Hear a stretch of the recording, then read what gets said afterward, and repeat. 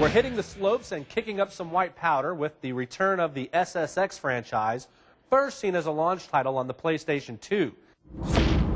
And while Electronic Arts' SSX Blur for Nintendo's Wii console hasn't quite caused the stir its predecessor did back in 2000, it still offers up enough thrills and, well, chills to warrant purchasing a lift ticket.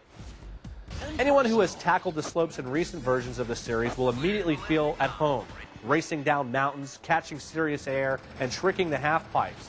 You'll do this with a cast of colorful characters, some returning from past games. What is new to the series is the Wii-centric control scheme. Using your nunchuck to do the carving and grabbing and the remote to pull off flips and spins actually feels very natural and adds new dimension of control to games of this genre. Unfortunately, that fluid, intuitive level of control all but disappears when attempting to pull off some of the more complicated tricks and maneuvers, such as uber tricks.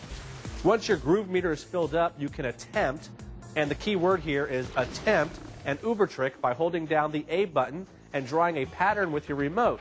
Now, at first, I loved the concept of this. That is, until I spent the next hour or so trying to successfully pull off one of these tricks.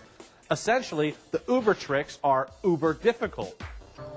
I've even found a few websites that give tips and advice on how to master these maneuvers. But having to go online to research how to do this really sucked the fun out of the game for me. And unfortunately, I just don't have the amount of time you apparently need to invest in this game to master the tricky control set.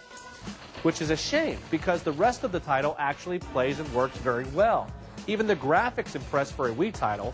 Throw in some fun multiplayer modes, and you have a potentially great game that perhaps got a little too ambitious with the well-conceived but poorly executed control scheme.